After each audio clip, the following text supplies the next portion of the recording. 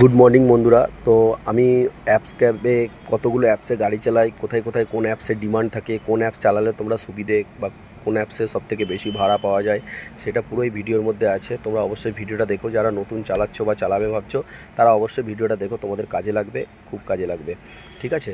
তো video skip না করে ভালো করে দেখো। ভালো লাগলে অবশ্যই লাইক শেয়ার করো, যাতে অন্যরাও দেখে এটা কিছু শিখতে পারে। র্যাপিডো অ্যাপস, এটাও দেখো তোমরা। এটা হচ্ছে র্যাপিডো অ্যাপস।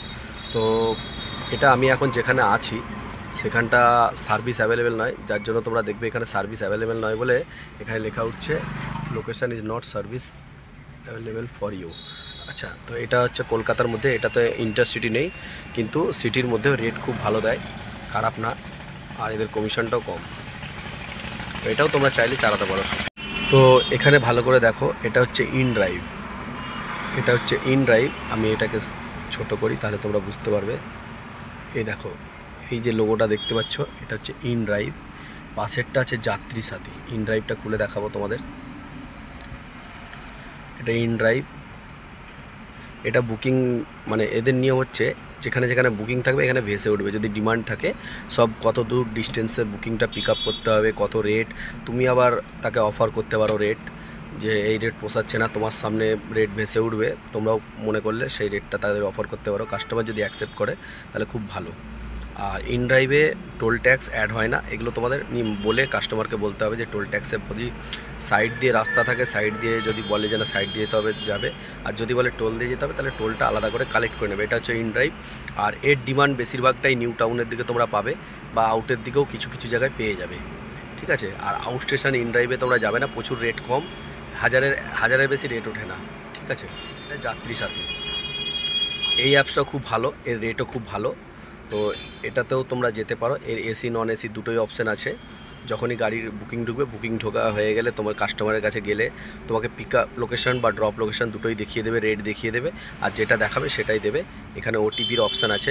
তুমি যদি মনে করো, এর একটা সুবিধে কি, যে কেউ একজন গাড়ি বুক করছে, সেই গাড়িটা এলো না, তুমি তার কাছে চলে গেলে, তো তোমার যদি এরকম মানে অ্যাপসটা থাকে, তুমি সঙ্গে সঙ্গে ওটিপি দিলে তুমিও নিয়ে যেতে পারো। ঠিক আছে? আর এর রেট খুব ভালো, আর এরও ইন্টারসিটি রেট খুব ভালো। এটা আমাদের রাজ্য সরকারের সাথে যৌথভাবে একটা কোম্পানি তৈরি করেছে। এটা হচ্ছে জলা জঙ্গল যেখান থেকে হোক তুমি বুকিং পেয়ে যাবে। উবেরের খুব চাহিদা, আর রেটটাও যখন ডিমান্ডের ওপরে রেট, এ সব জায়গায় তুমি পেয়ে যাবে। এটা মানে কি বলবো, আমি পশ্চিমবাংলায় ঘুরি, সারা পশ্চিমবাংলায় সব জায়গাতে তুমি মোটামুটি উবেরের বুকিং পেয়ে যাবে। এটা হচ্ছে উবের, তিনটে হলো। আর এরপরে হচ্ছে এখানে ওলা আছে। ওলাতেও যেমন, ওলাতে সিটি রাইড খুব ভালো, খারাপ বলবো না। ওলা আমি চালাই না সেরকমভাবে। ঠিক আছে? ওলা সেরকমভাবে চালাই না। তো ওলাতে আউট স্টেশন তুমি যেখানে খুশি চলে যেতে পারো, বা রিটার্নের সময় তোমার পাওয়া খুব চান্স কম, কারণ এরা আউট স্টেশন দুর্গাপুর, আসানসোল, তারপরে তোমার দীঘা, হলদিয়া, এই সব জায়গা, কিছু মেজর জায়গা থেকে শুধু রিটার্ন দেয়, তারপর আর দেয় না, যেটা উবের সব জায়গা থেকেই দিয়ে দেয়। উবের যারা জানো তারা হয়তো বলতে পারবে, যারা চালাও। তো আমি ওলাও চালাই। আর আরেকটা নতুন অ্যাপস এসছে, যা এটা কলকাতায় নতুন লঞ্চ করেছে, এটাও খুব ভালো, এখনও বুকিং দিচ্ছে, রেটও হাই। তো আমি এখনও বুকিং যদিও করিনি, মাঝে সাঝে দেখায় বুকিং থাকলে আগে থেকে এখানে শো করে। তো এটাও খুব ভালো। তো ইনড্রাইভটা তোমরা নিউ টাউন, আদার্স কিছু কিছু এরিয়াতে, নিউ টাউনে যেমন খুব বেশি পাওয়া যায়, আর উবের সব জায়গাতেই, যাত্রী সাথীও মোটামুটি সব জায়গায় চালু হয়ে গেছে। হ্যাঁ, তো যখন যার ডিমান্ড থাকবে খুব বুঝে সুঝে চালাবে, একটা নিয়ে পড়ে থাকলে হবে না। হ্যাঁ, সবগুলোই খুলে রাখবে, যখন তোমার ভালো লাগবে তাড়াহুড়ো করে হাত দেবে না, দেখে বুঝে তারপরে হাত দিও।